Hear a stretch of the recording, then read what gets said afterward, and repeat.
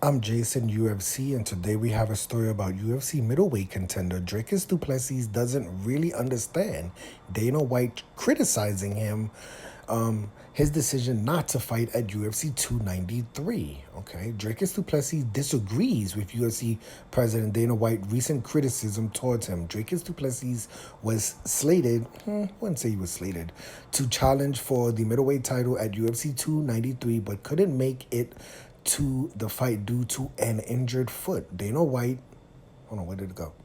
Dana White wasn't pleased with Dricus Du Plessis turning down the short notice turnaround after Dricus Du Plessis knocked out Robert Whitaker at UFC 290 in July, 2 months ago. Sean Strickland got the call instead, and he did the unthinkable by dethroning middleweight champion Israel Adesanya by unanimous decision in this past Saturday's UFC 293 in Sydney, Australia. Dricus Du Plessis thinks he should be next in line versus Sean Strickland and wants people to give him the benefit of the doubt for not fighting at UFC 293. This is what Dricus Du Plessis says. I've been ready to address every situation of what might happen this weekend and what the UFC might say, what Dana White might say. Obviously, him not being very happy that I turned down a fight on 7 weeks' notice due to an injury, which I don't really understand. I totally agree with Dricus Du Plessis right there. Dricus Du Plessis said in an interview with Fight Wave, okay? This is what Dricus Du Plessis says. But at the end of the day, it's a business for them, that's true. And you've got to respect that, that's true. But if I can look at my track record, I know for a fact that I'm not someone that turns down fights if it's not a good enough reason. I've taken fights on short notice multiple times. Every time they phone, I say yes, let's go. Hold on, where did it go? Yes, let's go. This time around just wasn't possible with the injury and short notice. Sean Strickland came up big as the underdog, something Dricus Du Plessis experienced himself very recently. I'm happy, this is what Dricus Du Plessis said, I'm happy for Sean Strickland, UFC undisputed middleweight champion. I'm happy that Izzy got a little bit of a hiding. I don't know what that means, although I would have loved to be the guy to give it to him. Oh, okay.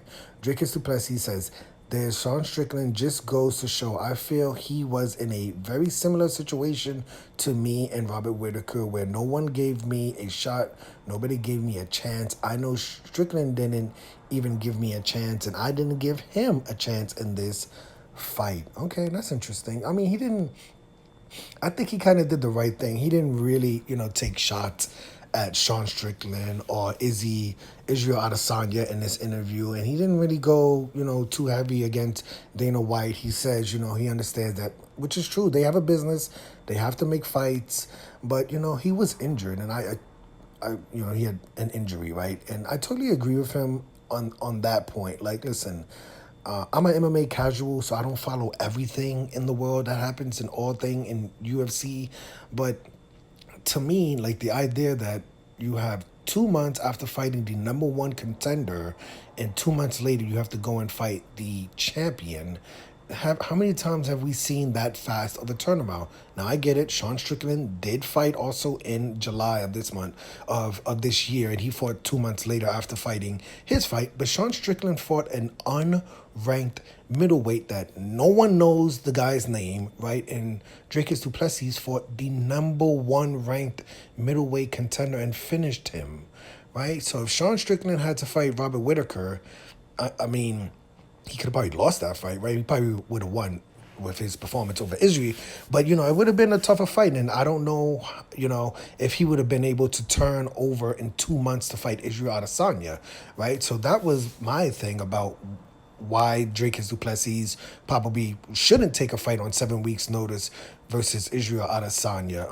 I still think Dricus Du Plessis should be the number one contender. I see a lot of my MMA hardcore friends. They're not really saying that they want to see a rematch, right? There's some people who are saying they think Israel Adesanya deserves another rematch, but I've seen a lot more people saying, like, listen, let's just move on with the division respectfully. Israel Adesanya, there's other people, maybe he could fight the winner of Hamza Chimaev versus Paulo Costa, There's also the argument that Jared Cannonier, which I'm not hearing from anyone, right? But Jared Cannonier, I believe he was the backup for UFC 293, right?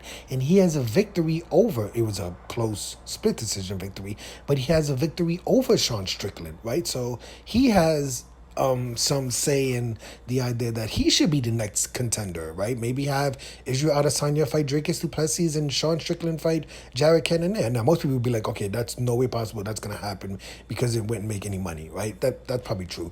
But I personally do not want to see Israel Adesanya get an immediate rematch. The fight was basically a unanimous decision. I think Sean Strickland won at least 4 rounds out of 5, so it wasn't a close decision, So I'm thinking Israel Adesanya takes just a little bit of time off, maybe fights the winner of Hamza Chimaev versus Paulo Costa, and have Dricus Du Plessis or Jared Cannonier be the #1 contender.